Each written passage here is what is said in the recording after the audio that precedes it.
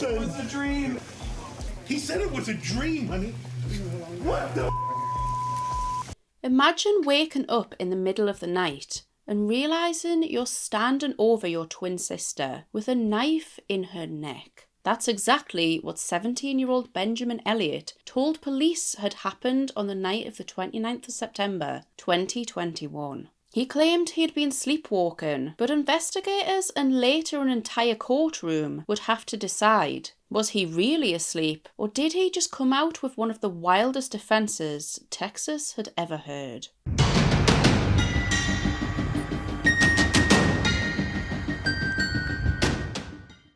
Benjamin and his twin sister Meghan grew up together in Katy, Texas, in what's been described as a stable, close-knit suburban family. Within the household was Dad Michael, Mum Kathy, the eldest sibling Elizabeth, who was away at college, and of course twins Benjamin and Meghan. Kathy was a senior manager with the Girl Scouts of America, and Michael was a stay-at-home dad.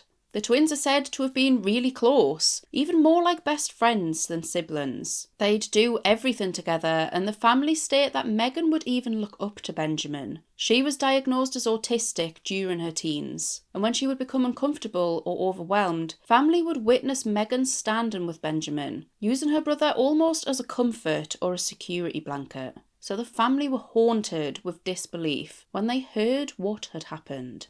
He recalled feeling the actions of stabbing something, only to wake up finding himself over his sister with a knife in her neck. He stated that once he realised what was happening, he removed the knife, ran for his phone and called 911. He made this panicked call at 4:41 a.m. on the 29th of September 2021. Harris County 911, what's the location of your emergency? I just killed my sister. Oh my God. Tell me what your name is? Benjamin Elliott. Okay, tell me exactly what happened. I thought it was a dream. I took my knife and I stabbed her. Please, I don't want her to die. I'm so sorry. How old is she? 17. We're twins. Is she awake? Yes. She's like barely alive. Is there anyone else there in the house with you? There is. It's my parents, but they're asleep. Okay, I need you to go wake them up. Mom! Dad!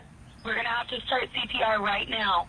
1, 2, 3, 4. 1, 2. Keep pumping her chest just like that, okay? What's going on? I can't think. I'm so sorry. You what? Okay, slow down a little bit. 1, 2, 3, 4. 1, 2, 3, 4. Upon arrival, police found Benjamin performing CPR on Meghan and allowed him to continue with chest compressions until paramedics arrived and they finally asked to take over. But Meghan was unresponsive.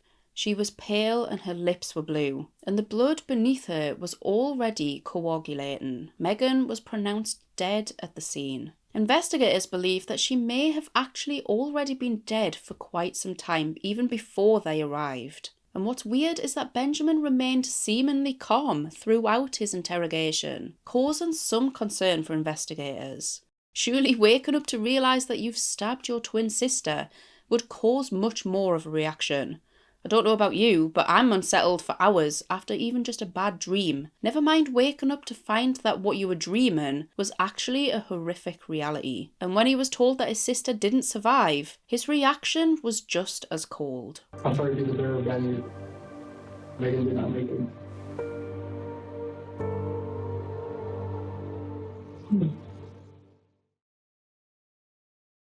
At first, Michael and Kathy wouldn't allow a search of their home, which instantly raised concerns for police. They quickly lawyered up, but within just a few hours, a judge had approved a warrant. Within the home, they found an Air Force survival knife, a knife which Michael, Benjamin's dad, had given him earlier that very day. The family owned quite a large collection of knives, to the point that 3 other knives were later found on Benjamin's bedside table.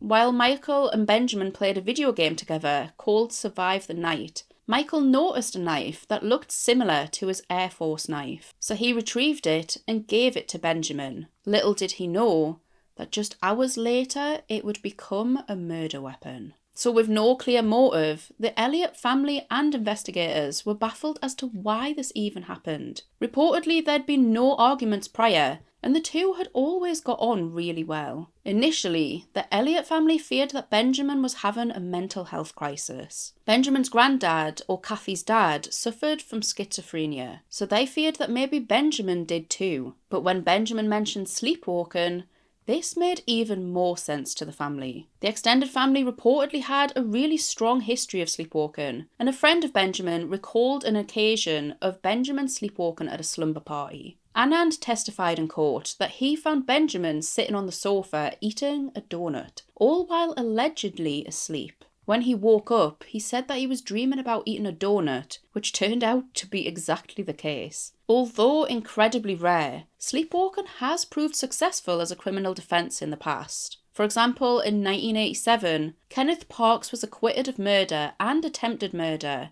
of his mother-in-law and father-in-law after he drove all the way to their home and attacked them all while sleepwalking.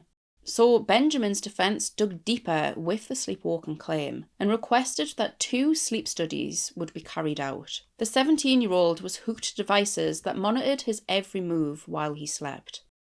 Dr. Gerald Simmons, a sleep audit expert and neurologist, was actually sceptical at first, but after seeing Benjamin's results, he too believed that Benjamin was actually sleepwalking during the horrific murder. He determined Benjamin had parasomnia, which is a sleep disorder that can induce sleepwalking. In one of the tests, Simmons found that Benjamin quickly fell into what is known as slow wave sleep, which is the state in which people can sleepwalk. The test in which he referred to, Benjamin reached this state in just 11 minutes. Defence felt that this would confirm that Benjamin had to have been sleepwalking, leading to the unintentional murder of his twin sister. But prosecutors weren't convinced.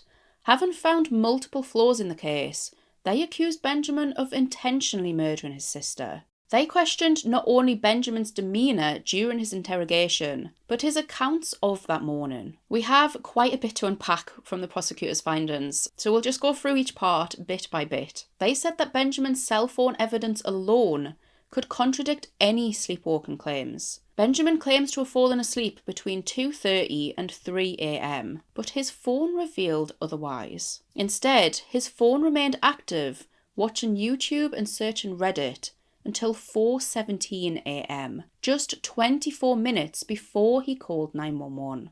Prosecutors believe that Benjamin's activity only became more unnerving the closer it got to the time of the murder.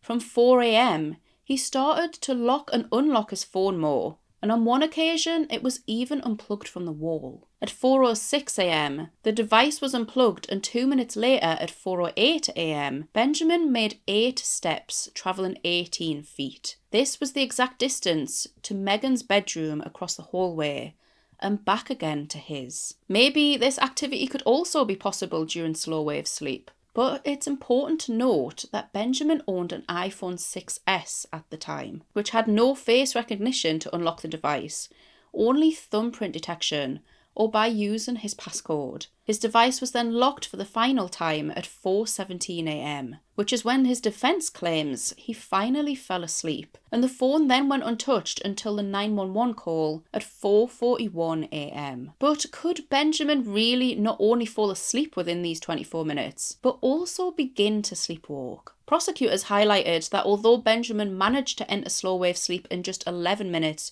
during one of his tests, in another it took 33 minutes. They also stated how the studies don't remotely replicate normal sleep. You're in a lab and hooked up to devices. Not to mention, how long did he actually stay up for the night before? Maybe he purposely stayed up late to ensure that he would be tired for the study. But there were even more factors that investigators found even more disturbing, one of which was the lack of blood spatter at the scene. Meghan had 2 wounds to her neck, one of which was 4 inches deep, severing a vein, which would have resulted in a significant amount of blood covering the scene. But the only thing drenched in blood was a pillow and, of course, the mattress. Prosecutors believe that this only further confirmed that Benjamin was awake and aware of what he was doing at the time. They claim that he used the pillow to muffle his sister's scream, so not to wake his parents sleeping in the next room. He also recalled having dreamt and having memory of the feeling of having stabbed something that prosecutors also argue wouldn't have happened. They had sleep experts confirm that during sleepwalking, there is no short-term memory, nor can you dream, as the prefrontal cortex is essentially asleep while sleepwalking. Sleepwalking is also often followed by confusion, which Benjamin didn't appear to be. He quickly realised what was happening and applied pressure to the wound. He then also ran to grab his phone and called 911, telling them that he had stabbed his sister. On top of all of this, Benjamin was also said to be difficult to wake up on a morning, so he always had multiple alarms set from 5:30 a.m. to ensure he was up for school in time each day. This was just completely normal to him. But what wasn't normal was that at 4:28 p.m, the afternoon before the murder, and just after receiving the Air Force knife from his dad, Benjamin set an alarm for the following morning. It's not exactly clear what time this alarm was set for, but at 4:01 a.m, he manually deactivated the alarm before it could ring, indicating he had no intentions of going back to sleep, and surely indicating that he was actually awake all along. Does this mean because he was awake all night he was severely sleep deprived,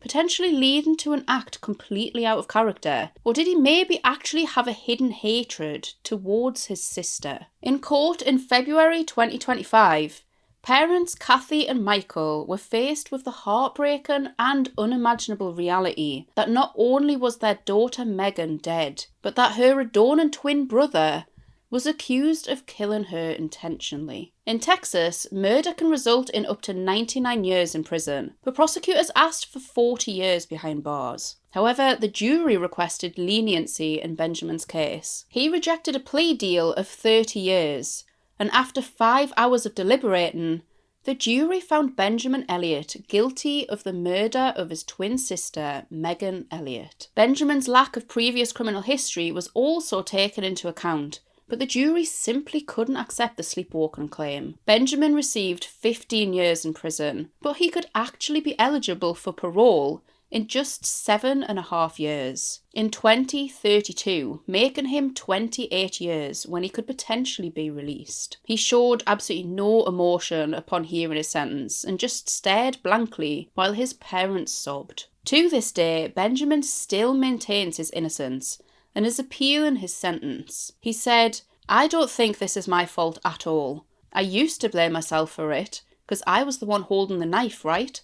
But I mean, I've come to realise that I'm not. You know, I couldn't have done anything different than what I have done." What's scary to think is that if he is freed in just 7 years' time, who's to say that another sleepwalking incident doesn't occur again? Meghan was a quiet girl who loved animals and animation, and had a passion to draw. Benjamin has also said, "We did everything together. We were very, very close. She was a wonderful person. She was an artist. The way she looked at the world, she looked at it like a creative mind. So she would just see just beautiful things everywhere."